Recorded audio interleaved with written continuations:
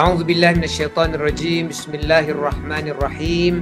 Assalamualaikum warahmatullahi wabarakatuh kepada semua para penonton pengajian Selasa ISDEF di laman Facebook. Selamat datang dan insyaAllah anda akan bersama dengan saya dan juga tetamu jemputan kita pada hari ini. Tetapi sebelum kita memulakan sesi kita pada tengah hari ini, mari sama-sama kita mulakan dengan Al-Fatihah. Marilah kita juga sama-sama membacakan Asma'ul Husna.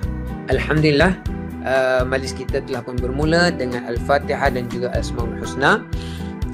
Yang kami hormati lagi kasihi pengarah ISDEF Profesor Madya Dr. Syahir Akram bin Hassan, yang berusaha Timbalan Pengarah ISDEF Profesor Madya Dr. Muhammad Syakir Muhammad Rusdi, pengasas ISDEF selaku juga tetamu jemputan kita, tetamu kita yang teristimewa pada tengah hari petang ini, iaitu Tuan Guru Profesor Emeritus Dr. Muhammad Syukri Saleh. Seterusnya Profesor Madya Kehormat ISDEF merangkap mantan pengarah yang kedua dalam sejarah ISDEF, iaitu Profesor Madya Dr. Zakaria bin Bahari ataupun lebih dikenali sebagai Dr. Zack. Barisan pensyarah ISDEF Profesor Madya Dr. Fazla Azni Ahmad, iaitu Dr. Su. Profesor Madya Dr. Muhammad Syukri Hanafi, Dr. Wan Nurhaniza Wan Hassan, Dr. Azrin binti Ibrahim, Dr. Murni binti Yusuf, Dr. Syariza binti Muhammad Sanif. Warga ISDEF, pelajar dan staf semua yang mengikuti sama ada secara fizikal di ISDEF Global Classroom atau secara maya menerusi Facebook ISDEF. Sekali lagi, Assalamualaikum warahmatullahi wabarakatuh. Rakan-rakan penonton, episod kali ini adalah sambungan daripada perbincangan kita pada bulan lepas berkaitan dengan hubungan antara seorang murid dengan gurunya. Dalam episod yang lepas kita telah perbincangkan soalan yang pertama berkaitan dalam dunia akademik. Kebanyakan kita bergelanggang sebagai guru atau murid. Jadi kita seorang guru, bagaimanakah kita menilai sama ada kita ini benar-benar seorang guru atau sebaliknya. Jadi itu recap. Dan menerusi soalan pertama itu, Prof Emeritus Dr. Muhammad Syukri Saleh telah menerangkan dan memberi jawapan yang telah memberikan kita manfaat, dan kita memasuki episod yang kedua ataupun sambungan daripada episod yang pertama, dan tajuk yang kita bawakan untuk minggu ini adalah kenapa ada murid tidak muliakan guru. Kenapa ada murid tidak muliakan guru? Jadi untuk menjawab soalan-soalan di dalam tajuk pada kali ini, saya bersama dengan Tuan Guru kita, iaitu Prof Emeritus Dr. Muhammad Syukri Saleh. Harapnya Prof berada dalam keadaan sihat walafiat.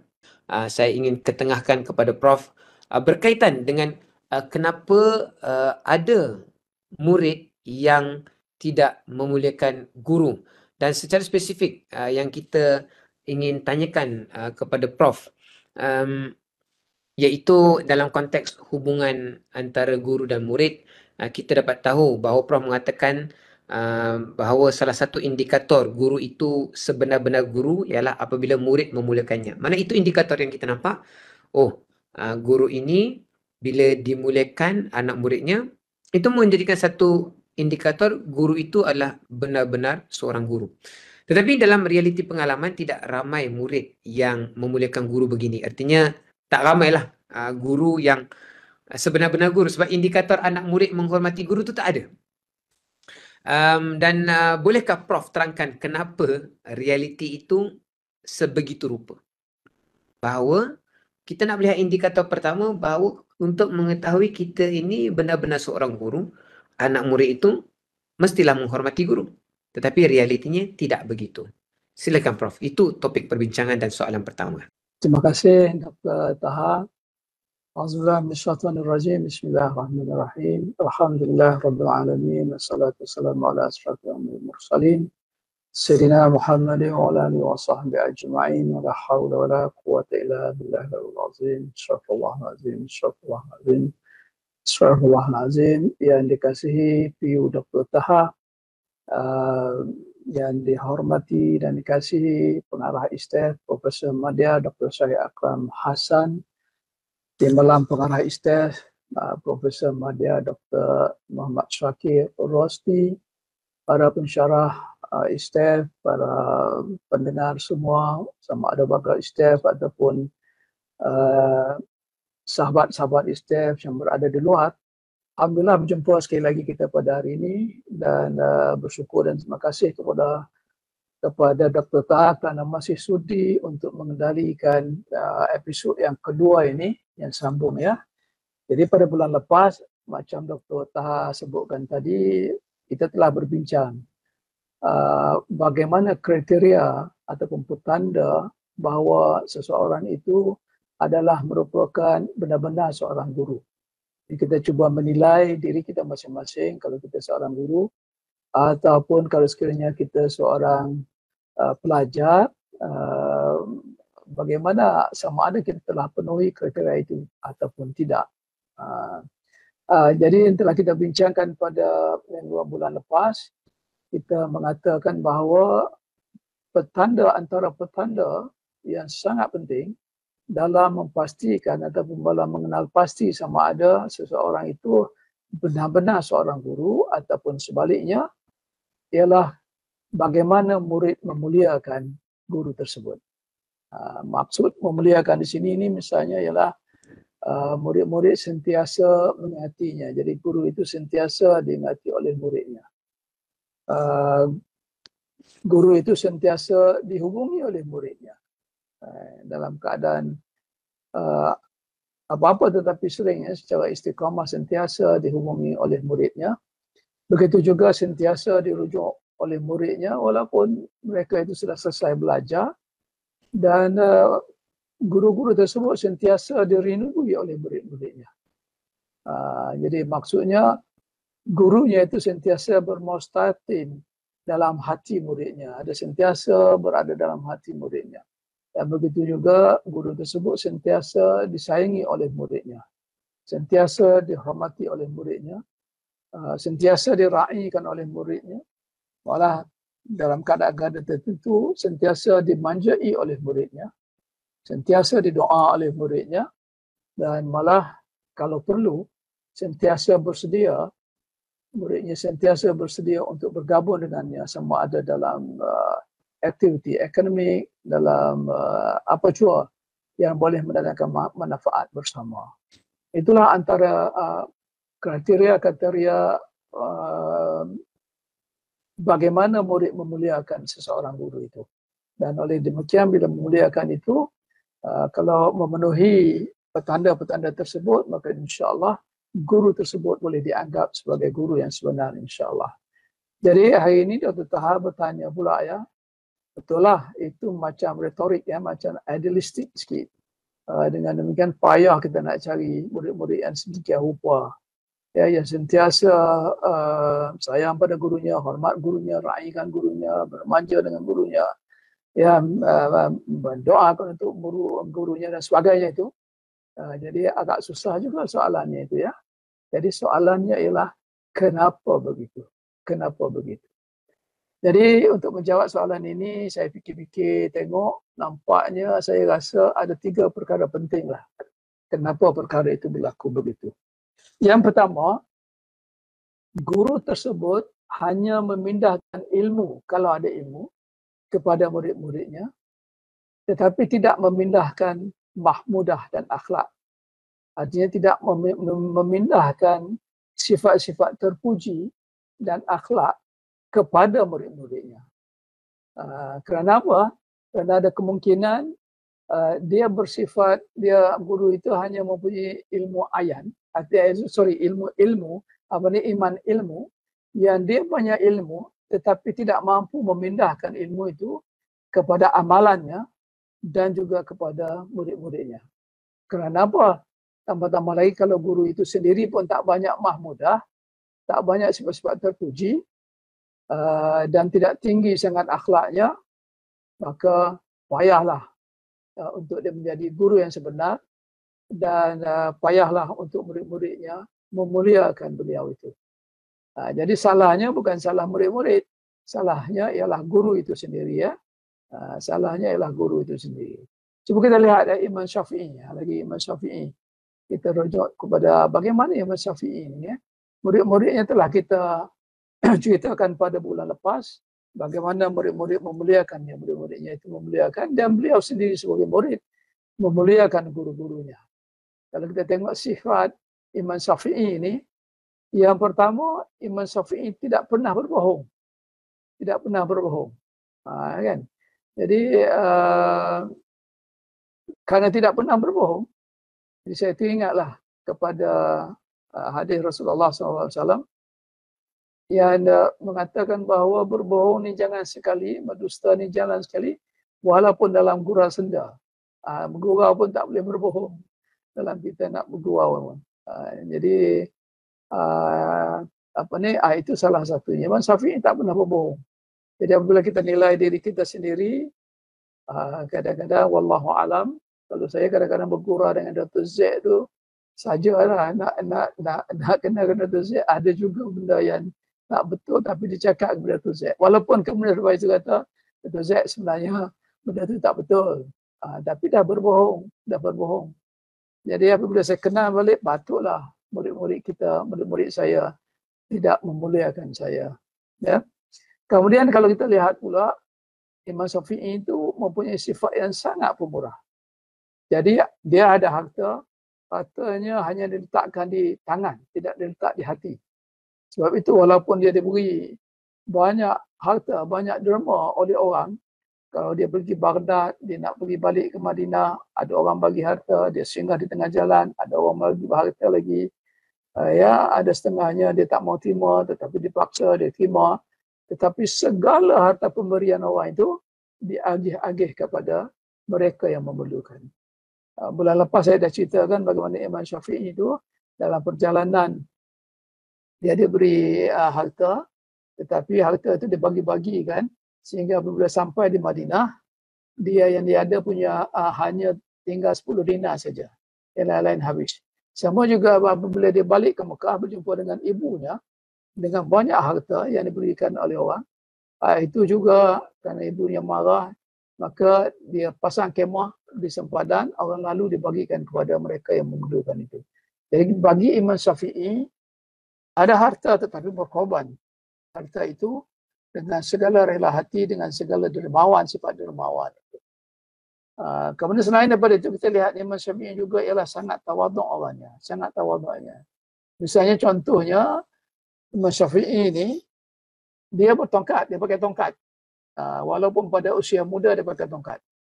Bila ditanya kenapa pakai tongkat, dia kata nak ingatkan dirinya bahawa beliau dalam perjalanan meninggalkan dunia ini.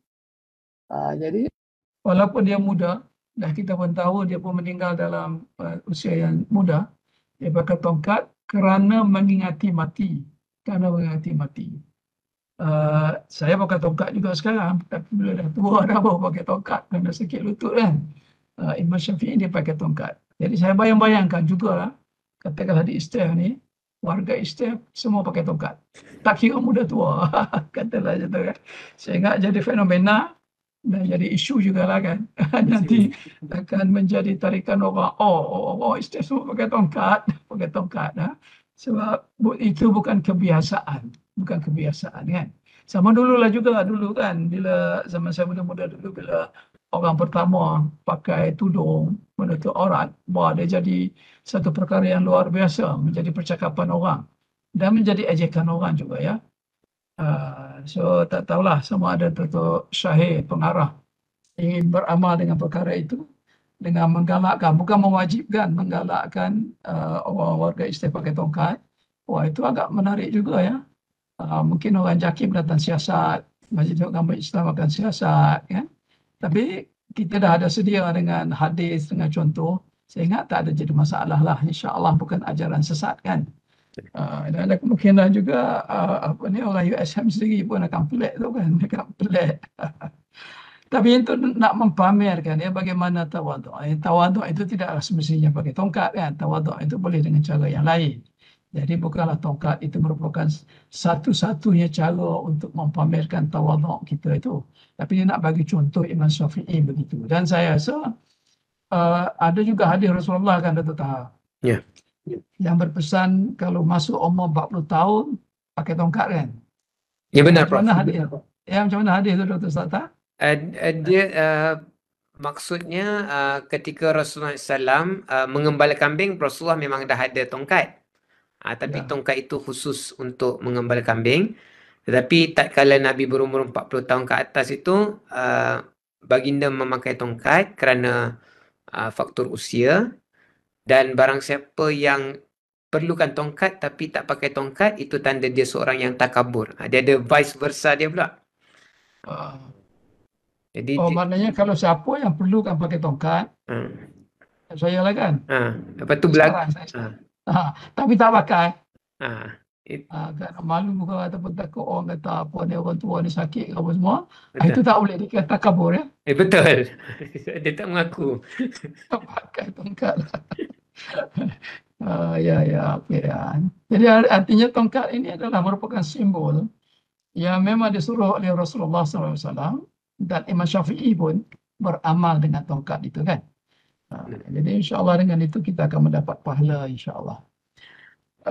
Oleh kerana demikian rupa, maka kita tengok ya bagaimana murid-murid Imam Syafi'i sangat menghormati dan memuliakan Imam Syafi'i. Sehingga diceritakan, ini dalam riwayat yang ditulis oleh Imam Syafi'i sendiri, autobiografi Imam Syafi'i sendiri, diceritakan murid-muridnya itu kalau nak minum, nak teguk air, kalau Imam Syafi'i jeling saja, tengok mereka tak sanggup, tak mampu untuk minum air itu. Kenapa? Kerana sangat menghormati Imam Syafi'i, sangat malu kepada Imam Syafi'i. Jadi Imam Syafi'i tengok aja mereka tak jadi, kalau nak teguk air pun tak jadi teguk air kerana segan kepada Imam Syafi'i. Jadi perkara pertama tadi ialah kerana guru itu memindahkan mahmudah ya kepada murid-muridnya, memindahkan sifat-sifat terpuji, bukan memindahkan ilmu saja. Maka dengan itu didapati bahawa murid-muridnya cukup menghormati, dan untuk itu guru itu sendiri mestilah mempunyai sifat-sifat memudah yang banyak. Jadi kita tak heran kalau murid-murid kita tak hormat kita, tak muliakan kita, dan itu tanda kita bukan seorang guru yang benar-benar guru. Kita kena cek diri kita lah, sama ada kita dah alihkan, ubahkan, transform ataupun transfer mahmudah ilmu itu kepada murid-murid kita dengan sebaiknya. Itu yang pertama. Yang kedua, murid-murid kita tidak memuliakan kita dan tidak memuliakan seseorang guru itu kalau sekiranya guru tersebut tidak mempunyai apa-apa keistimewaan pun. Ya. Dan murid-murid tidak melihat kelebihan dari sisi murid-murid, mereka tidak melihat ada kelebihan pada gurunya. Misalnya gurunya karang, gurunya tidak memberi kemanusiaan, gurunya macam-macam lagi lah. Perkara-perkara yang tidak digambari oleh murid-muridnya yang dilakukan. Walaupun dia tinggi ilmunya, ada kelebihan dari segi ilmunya, tapi ilmu yang dirosakkan oleh sifat-sifat mazmumah, oleh perkara-perkara maksiat, itu tidak membawa kepada seseorang murid menghormati atau memuliakan gurunya itu. Jadi sama ada baik dari segi ilmunya, baik dari segi budi pekertinya, baik dari segi kewibawaannya, baik dari segi keterampilannya, dan daripada segala apa segi, kalau tidak ada keistimewaan, maka dengan sendirinya murid tidak akan memuliakan guru tersebut. Ya, kalau contoh walaupun tinggi ilmunya, tapi dia berbangga, bertakabur dengan ilmunya itu, maka murid tak akan merasa istimewa mereka itu, guru tersebut. Tambah-tambah lagi dengan budi pekertinya tak bagus, kewibawaannya tidak ada, ya, keterampilannya juga selekeh dan sebagainya itu, maka tak ada benda yang murid boleh merasakan istimewanya guru tersebut. Dan oleh demikian, maka murid pun payah untuk memuliakan guru itu, dan guru itu sebenarnya bukanlah guru yang sebenar. Kalau kita tengok contoh lagi Imam Syafi'i lagi lah ya, kita tengok satu saja lah. Kerana kalau nak cerita yang ulama-ulama yang besar yang lain tu banyak panjangnya dia. Kita ambil satu saja. Baru Imam Syafi'i. Kalau contoh apa istimewa Imam Syafi'i? Kalau tadi tidak berbohong dan dia pemurah dan sebagainya, istimewanya lagi 10 tahun dia dah hafal Quran. Dan 10 tahun dia hafal Quran macam Dr. Taha lah. Dr. Taha berapa tahun hafal Qurannya? Umur 15 tahun baru selesai. Ada dekat tu. Dekat lah Imam Syafi'i 10 tahun, Dr. Taha ambil 5 tahun lagi, munasabah lah. Dah jadi 15 tahun, umur 15 tahun dah hafal Quran kan luar biasa. Jadi kalau ada murid-murid Dr. Taha merasakan Dr. Taha istimewa, alhamdulillah, maknanya itu petanda yang baik. Tapi lebih daripada itu, Imam Syafi'i ini masa umur dia muda, dia telah dibenarkan untuk memberi fatwa oleh guru dia. Siapa guru dia? Guru dia ni mufti Mekah pada ketika itu. Namanya Muslim bin Khalid Al-Zinji. Jadi guru ini mufti Mekah. Jadi bila orang minta fatwa, Tuan Guru Muslim ini membenarkan Imam Syafi'i memberi fatwa. Kerana apa? Tentulah ilmu yang tinggi, ya, boleh memberikan fatwa. Ya.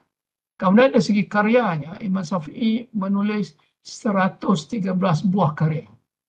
Dan pasti sekali apabila Imam Syafi'i menulis, dia menulis bukan untuk Scopus, bukan untuk isi KPI. Dia menulis, ya bukan nak cari duit. Dia menulis, ya bukan nak bangga-bangga diri. Dia menulis adalah untuk ummah, untuk mendidik ummah dan sebagainya itu. Jadi kalau sekarang pun ramai orang tulis beratus-ratus buah karya, tapi kalau tak sama, tak selari dengan kehendak Islam, maka dengan sendirinya itu juga tidak boleh membawa kita menjadi guru sebenar-benar guru, insya-Allah. Kemudian istimewanya juga Imam Syafi'i ini macam yang saya telah sebutkan, dia penderma, dia pemurah, dia menyedekahkan semua 10,000 dinar yang bawa daripada Yaman kepada orang Mekah. Jadi bila dia pergi ke Yaman, orang Yaman bagi 10,000 dinar, dia balik ke Mekah, kemudian dia mendirikan kemah di pinggir kota Mekah tu, dan dia sedekahkan kepada orang yang lalu lalang di situ yang memerlukan, dia sedekahkan sehingga habis duit tersebut. Dia tak pakai. Luar biasanya juga Imam Syafi'i ini, kalau kita tengok, dia menguasai lenggok bahasa Arab. Bukan sahaja bahasa Arab biasa, tapi bahasa Arab klasik, bahasa Arab kuno. Dia cukup menguasai segala lenggok bahasa Arab. Dan sebagaimana seorang ulama, Imam Syafi'i ini dibagikan malam dia kepada 3. 1/3 menulis, 1/3 solat, dan 1/3 lagi dia tidur. Itu dia punya rutin lah, dia rutin. Begitu juga ya, Quran tadi bukan saja dia hafal, tapi dia beramal dengan Quran ini. Kalau kita lihat dalam satu perjalanan dia daripada wilayah Zutwa, ya, dia daripada Baghdad, dia nak balik lalu ke Zutwa, kemudian dia nak balik ke Madinah jumpa dengan Imam Malik. Imam Syafi'i ini dia baca Quran dalam perjalanan itu, dia boleh khatam sekali waktu siang, sekali waktu malam. Maknanya satu hari 2 kali dia khatam. Sehingga daripada perjalanan daripada Zutwa itu kepada Madinah, dia sempat khatam sebanyak 16 kali kesemuanya. Jadi apabila sampai di Madinah, dia khatam. Jadi kalau macam Hafiz, macam Dr. Taha, Dr. Syahir, semua ini, insya-Allah boleh sentiasa membaca Quran ini dan pasti sekali boleh khatam dalam masa yang singkat. Berbezalah kalau macam kami yang bukan daripada pengajian Islam, tak hafal Quran dan sebagainya itu ya. Baca Quran pun agak langkah, nak hafal, nak khatam, payah, satu hari payah nak khatam ya. Jadi agak susah. Jadi orang yang Allah beri kebolehan untuk menghafal Quran dan sebagainya, gunakanlah dengan sebaiknya, insya-Allah. Okey, itu yang kedua. Jadi yang kedua artinya murid-murid tidak memuliakan seorang guru kerana tak ada keistimewaan pun. Tak ada keistimewaan pun. Itulah kadang-kadang apabila kita suluh diri kita, saya suluh diri saya, Ada juga kita merasakan, oh orang ni tak muliakan aku pun, oh, orang ni tak hormat aku pun, orang ni tak segan aku pun. Tapi bila cek balik, oh patut. Yang pertama apa yang Dr. Taha tadi, kita tidak memindahkan ilmu dan mahmudah kepada mereka. Ya. Yang kedua, tak ada istimewa pun kita. Istimewa. Antara, ini nak kena ini seni ni. Antara tanda seseorang yang tidak menghormati kita, apabila ini benda seni ni, apabila dia lihat kita, kemudian dia berpaling ke lain. Kemudian baru dia lihat kita balik. Kalau betul siapa selepas itu, katalah jauh ya. Saya pergi UPM, tengok Dr. Taha dekat kantin. Dr. Taha tengok dah saya. Tapi lepas paling ke lain. Lepas tu saya pun pergi dekat Dr. Taha. Saya bercakap, Dr. Taha, Assalamualaikum. Waalaikumsalam. Tak ada excitement. Jadi tanda murid menghormati guru ni begini ya. Bila dia lihat kali pertama guru dia terjumpa, terserempak ke, pandangan dia tak akan dibuang ke lain. Dia akan menunggu guru dia berjalan ke dia ataupun dia berjalan kepada gurunya tersebut. Dan itu tanda dia memuliakan guru, tanda dia menghormati guru. Tapi kalau dia buah pandangan, dah tengok guru dia ada, tengok guru dia datang, dia pandang ke lain, kemudian barulah dia tengok balik setelah gurunya dekat. Sebagai seorang guru agak sedih juga ya, sedih. Kita fikir, oh dia ini bukan satu tanda dia memuliakan seorang guru, bukan tanda dia menghormati kita. Dia sedih. Tetapi apabila ingat balik, oh aku tak ada mahmudah pun, ya, aku tak ada istimewa pun. Jadi itulah hiburan untuk mengobat hati kita apabila kita mengalami perkara yang sedemikian rupa. Ya. Jadi jangan sedih sangatlah. Jangan salahkan murid-murid kita. Yang salahnya adalah kita. Itu yang kedua ya. Yang ketiga, ada murid-murid yang sebenarnya bukan dia tak mau muliakan kita. Bukan dia tak mau menghormati kita. Tapi dia mau sangat-sangat menghormati kita, terlalu menghormati, sehingga kadang-kadang tak kena pada tempatnya. Dia malu sangat dekat guru dia. Dia hormat sangat dengan gurunya itu. Sampai dia tidak mahu berhubung dengan gurunya. Kenapa?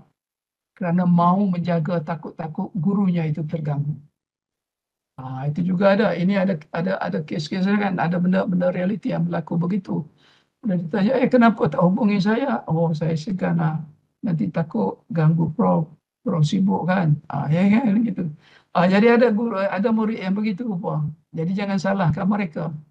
Kadang-kadang kena salahkan kita sebab mungkin dia takut kepada kita kerana kita terlalu nampak official, kita negara, kita sangat serius. Jadi dia takut. Dan ada juga kita dapati bahawa kadang-kadang murid jarang bercakap dengan gurunya itu.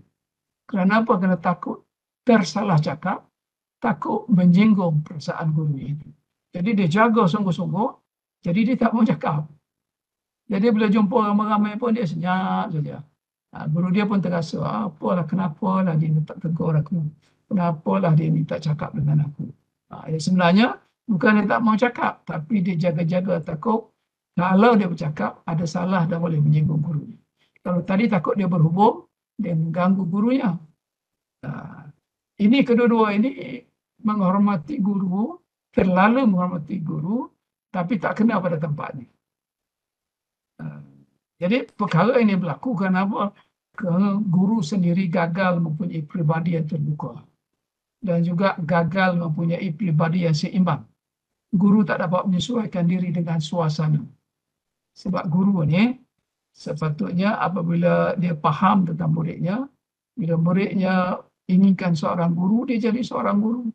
Apabila muridnya ini perlukan seorang bapa, maka dia jadi seorang bapa. Apabila muridnya perlukan seorang kawan, maka dia boleh jadi kawan. Jadi dia menyesuaikan itu.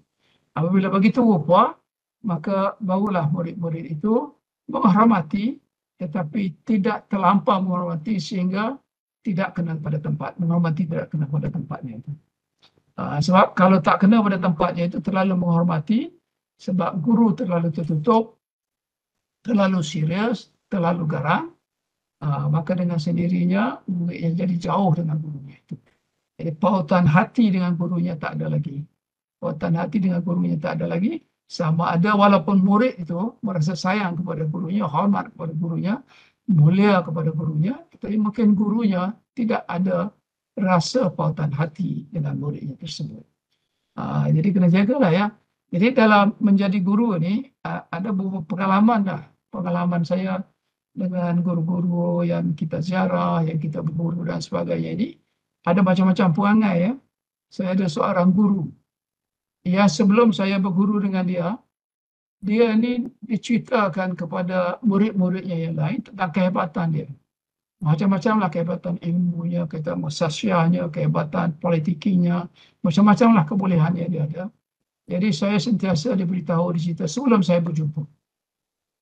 Jadi apabila saya berjumpa, saya tak tahu macam mana nak bertindak. Sebab takut tadilah, takut nanti akan tersalah laku. Jadi saya kebetulan saya dipanggil untuk bermusafir. Musafir pada ketika itu dengan feri Malaysia. Naik di Kuantan nak pergi Sabah Sarawak. Jadi sebelum itu daripada Kuala Lumpur naik van. Jadi saya pertama kali bermusafir dengan beliau, saya tak tahu macam mana nak bertindak. Jadi saya naik van itu dan saya diberi duduk di barisan yang paling depan di belakang driver. Di belakang saya guru tersebut lah. Jadi bila saya naik, nak bagi salam pun takut, terus duduk saja. Nak tegur pun takut, duduk saja. Kononnya menghormati sangat-sangat lah tu. Tapi apabila nak berjalan, sebelum jalan, guru tanya driver, tanya orang yang jaga ni. Masa tu doktor lagi lah saya ya. Dr. Syukri ada tak? Dr. Syukri ada.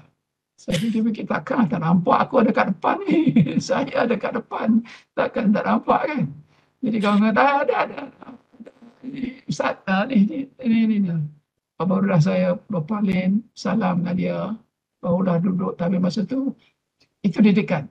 Yang merasakan bahawa sepatutnya bila jumpa dengan guru, kena salam, kena tanya khabar, kemudian duduklah kan. Baru faham. Ada satu lagi, ini dengan Syekh Tarikat, tapi saya tak berguru dengan dia. Tapi saya adalah ikuti majlis-majlis dia. Ini berlaku di London. Ini bulan-bulan. Dan saya dibawa berjumpa dengan guru ni. Kebetulan mereka ada majlis apa, jadi masuk dalam rumah tu, dalam bilik tu semua berdiri. Jadi kita mana adabnya dengan Syekh Tarikat ni. Jadi bila saya masuk, saya mulalah bersalam dengan orang pertama kita jumpa di tepi pintu kan.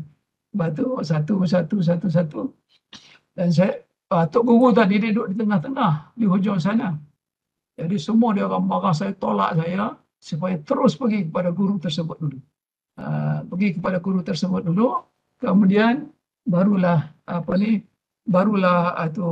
dengan salam dengan orang lain. Tapi guru ni dia tak strict sangat. Tapi kita tengok cahaya dia dalam ramai-ramai itu. Muka dia cahaya, iman dia cahaya, muka dia tu bersih. Subhanallah, luar biasa. Kemudian guru ni rupanya dia suka bergurau.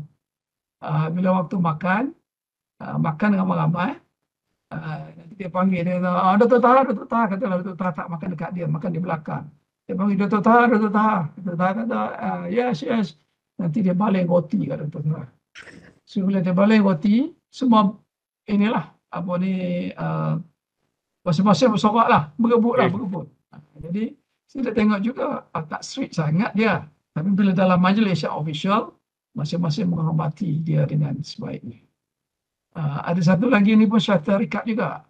Saya ziarah dia tetapi saya bukan berguru dengan dia lah. Ini Syekh Tarikat ini di Manchester. Saya pergi kepada madrasah dia, duduk di situ. Tiba-tiba saya nampak semua murid-muridnya ni pakai pakaian yang cantik-cantik. Kalau tidak, dia orang ni duduk bersedar, pakai t-shirt, pakai kain, pakai seluar kan. Tapi satu ketika dia terus Dia orang ni pakai jubah, pakai serban, kemudian celak mata. Saya tengok apa cerita ni. Tiba-tiba mereka berubah begitu bersedia kan. Saya tanya, kenapa? Dia kata Syekh nak sampai. Oh, rupanya Syekh nak sampai. Kemudian ada yang seorang dua duduk di depan pintu di tangga. Bertegak macam-macam security guard. Kemudian datanglah kereta. Bila datang kereta, Syekh tu turun pakai tongkat. Pakai tongkat Syekh tu turun. Kemudian dia nak buka kasut. Ada murid dia yang tolong bukakan kasut. Kemudian ambil kasut tu, pergilah letak ke tempatnya. Dia dengan muka serius masuk ke dalam biliknya. Masuk ke dalam biliknya, kemudian kami dijemput untuk masuk dalam bilik dia. Kami 2-3 orang lah masuk. Dan yang mengiringi kami itu adalah salah seorang daripada kawan kami yang jadi murid, yang bawa kami ke situ. Orang putih. Dia orang putih masuk Islam. Jadi kawan ini bila masuk, saya tengok Syekh dia tanya dia. Syekh dia tanya dia, dia punya cakap, subhanallah, bunyi tak bunyi, antara bunyi tak bunyi. Suara dia itu. Slow saja. Kemudian mata dia tunduk. Dia tak berdetan mata pun dengan guru dia. Dan tak berdetan mata pun dengan gurunya. Jadi saya tengok, subhanallah, luar biasa. Sebab kawan saya ni, kalau di luar, subhanallah, kalau dia dakwah, dia punya semangat kuat. Tetapi dengan guru ni dia cukup hormat begitu. Hingga akhirnya dia keluar, tinggal kami 2-3 orang saja. Kami tak gertilah adab-adab yang macam tu. Kami tanya berbual benda yang biasa. Jadi barulah nampak gurunya tu relax dan buat joke, gelak ketawa. Kami rasa, formality tadi ialah antara dengan muridnya. Tapi dengan kami, mungkin dia anggap kami sebagai kawan. Jadi dia boleh relax. Jadi begitu. Macam-macam pengalaman lah. Saya yakin Dr. Taha pun banyak pengalaman dengan syekh-syekh di Pakistan, di Rusia dan sebagainya. Sebab Dr. Taha ni bukan saja boleh cakap Urdu, Rusia pun dia boleh cakap. Kemudian dia pun hampir-hampir dibawa masuk gerakan-gerakan Islam di sana masa belajar dulu. Ini pun cerita ni, kalau cerita ni pun interesting juga. Mungkin satu hari Dr. Seriza nak jemput Dr. Taha menceritakan pengalaman-pengalaman zaman muda tu kerana nak berjuang. Interesting juga. Tapi gitulah pengalaman-pengalaman kita ya. Jadi kalau kita sebagai guru, pandai-pandailah kita jangan terlalu strict ya, sehingga murid-murid takut dan sangat menghormati sehingga melebihi, melampaui hormat hingga tak ada pautan hati antara kita. Jadi pandai-pandai adjust lah. Ketika bergurau. Tapi jangan melampau sangat bergurau ya. Bergurau setakat-setakatnya dan bergurau itu dengan ilmu supaya mereka dapat ilmu. Tapi ketika serius begitu. Jadi gitulah 3 perkara saya rasa kenapa murid-murid kadang-kadang tidak menghormati gurunya, tidak memuliakan gurunya, sehingga gurunya itu tidak dapat menjadi guru yang sebenar-benar guru. Saya kata cukuplah untuk setakat ni, Dr. Taha. Terima kasih. Wallahu a'lam. Assalamualaikum warahmatullahi wabarakatuh. Terima kasih Prof atas perkongsian daripada soalan yang telah diajukan pada awal program kita. Dan saya nampak ada beberapa poin yang telah diketengahkan oleh Prof. Yang pertama sekali, bila kita melihat indikator tadi, iaitu anak murid tidak menghormati diri kita mungkin kerana kekurangan diri kita sendiri. Dan antara perkara yang kita boleh tambah baik pada diri kita sendiri agar anak murid itu menjadi anak murid yang menghormati guru adalah dengan kita ada sifat-sifat mahmudah, sifat-sifat yang terpuji. Lantaran sifat terpuji itu boleh kita pindahkan kepada anak murid kita ataupun anak-anak murid kita. Dan yang keduanya tadi Prof ada sebutkan tadi tentang keistimewaan. Keistimewaan contoh seperti keterampilan, kewibawaan dan juga akhlak. Dan khusus dalam konteks Imam Asy-Syafi'i, beliau sendiri sebagai seorang orang genius lah, kita panggil genius, umur 10 tahun malah pada usia yang muda telah menghafaz Al-Quran, dan guru dia iaitu Imam Zanji pun telah memberi keyakinan untuk beliau memberi fatwa ketika berada di Mekah. Baik, kita punya, dan akhir sekali yang saya suka adalah personal stories lah Prof. Bila Prof ada share personal experience and stories berkaitan dengan guru tadi yang masa naik van, dan itu cara teguran-teguran kasih sayang daripada seorang guru, dan juga cerita di London dan Manchester. Saya yakin yang lain juga pasti ada kisah-kisah, namun pengalaman itu tidak dapat dibeli. Dan terima kasih Prof kerana berkongsi pengalaman bagaimana antara adab seorang murid terhadap gurunya.